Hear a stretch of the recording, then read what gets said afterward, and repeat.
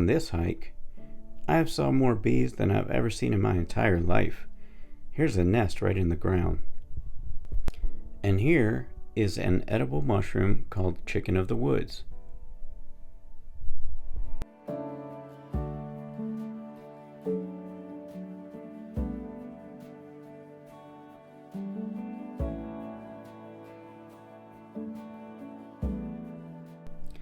Whenever you see something like this, it usually means that you've reached the border between two states.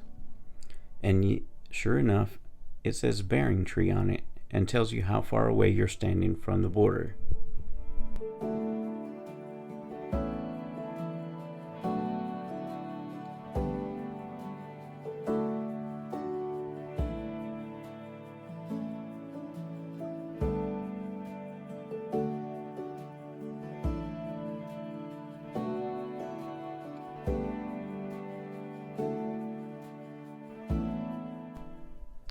At the Sloan Bridge site, you'll find all kind of picnic tables with in-ground grills, a restroom, and plentiful water right beside the trail. It's a great place to just pull off the road and hang out with the family.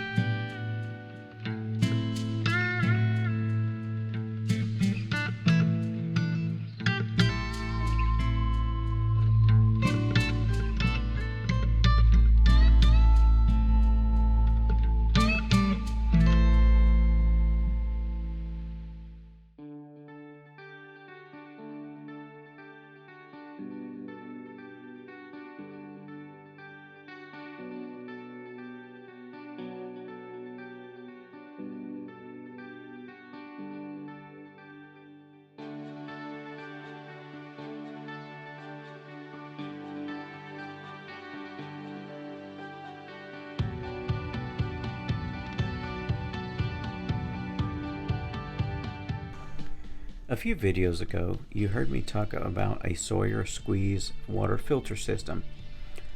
Here you'll see me using what's called a vortex tube.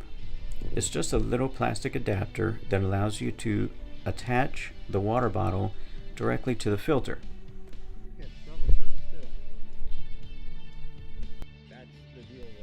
And here you'll meet our new buddy Jim. He's a trail angel. And he brought us some Gatorades that were completely unexpected. Down to Burrell's Ford. I've learned that the Foothills Trail has several of them, and they can help in a pinch. Definitely a handy number to have. We're getting ready to do what's the 30 mile between where there's no parking. What's that between the falls and then back up towards Sassafras area. Land Creek over the Laurel Valley. Yeah, we're going to do that in 2 days, 3 days.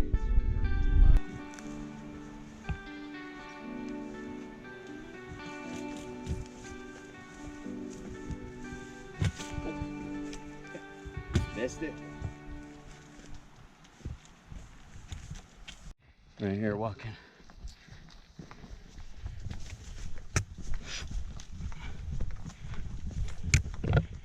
We'll do it in 24 frames so people can see it's legit. We're not speeding it up.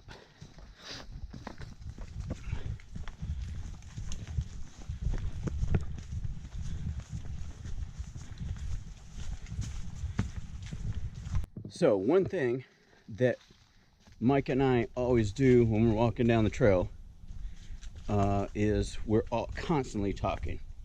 So one thing that you can do is constantly try to hold a conversation, and that will indicate your level of fitness. So when I first started hiking, I would say I could barely speak my name, right? Especially when you're going uphill. But the more that you do it, the more that you can just carry on a regular conversation, no matter if you're going uphill, downhill. But at the beginning, trust me, you're definitely gonna feel it. Your breath is gonna be just enough to keep you alive at some points, but it'll get better. You just have to stick with it. So here we are. We're a little bit past the midpoint of 12.8 miles, something like that. We are heading from Burrell's Ford all the way up to White River Falls? No, I think we're going up Upper Whitewater Falls Upper Whitewater. down to Burrell's Ford, and that's the place that we started at the last hike. And so we're meeting up at that last section. So carry on with us.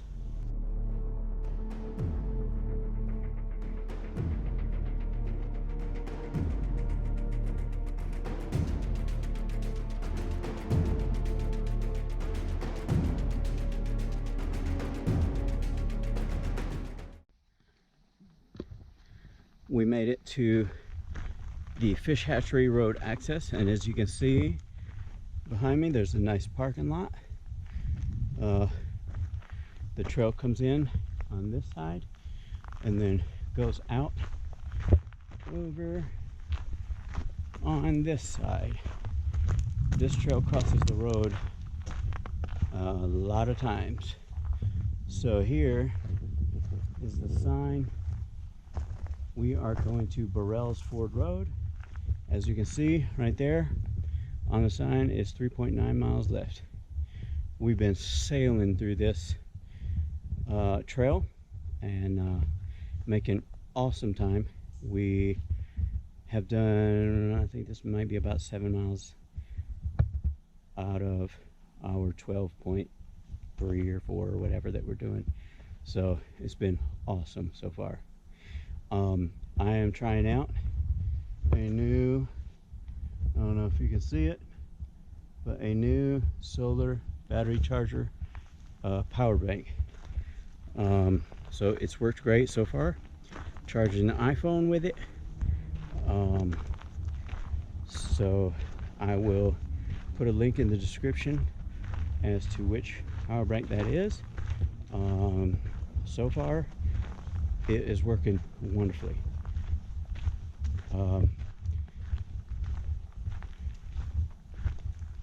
I'm hoping that we'll be able to use it to obviously charge phones, but also to charge GoPro and the drone from that power bank.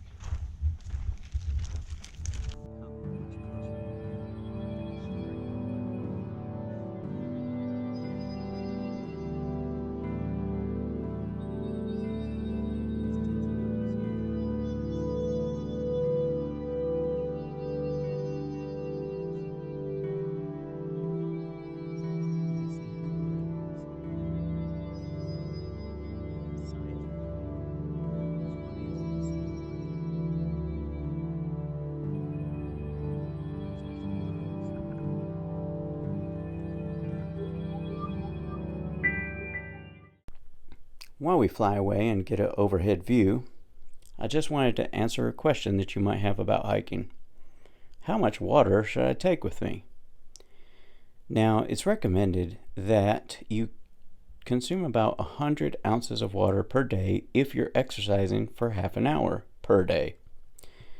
The problem is, when you're hiking for 8 hours a day, how much water should you take?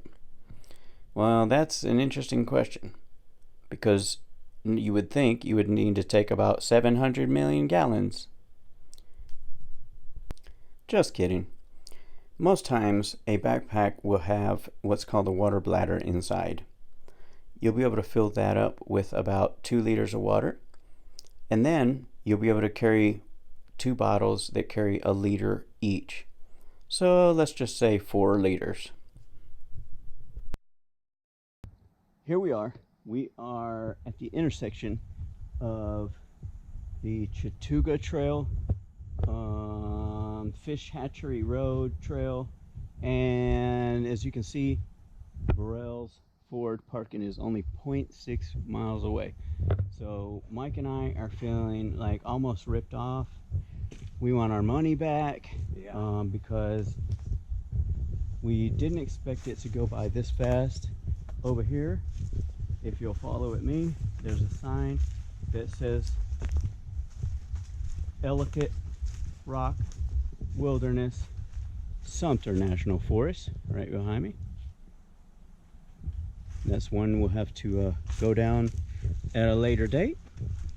But for right now, we have 0.6 miles to go to our destination. So we can hear something, some water in the distance, and it would probably be the Chattooga River. So we'll see shortly. We're supposed to go across a river or something down here, but stay tuned. Now back to the water subject. Typically during a hike, I will drink anywhere from 5 to 6 of those 1 liter bottles. Half of those will be supplemented with electrolytes. You can buy them very cheap, and then you can just mix them in with your water bottle as you go along. If I didn't have the electrolytes, I would drink a whole lot more water than that. So you're definitely going to want to invest in a water filter system so that you're able to refill your water bottles as you walk along. It will reduce the amount of weight that you have to carry.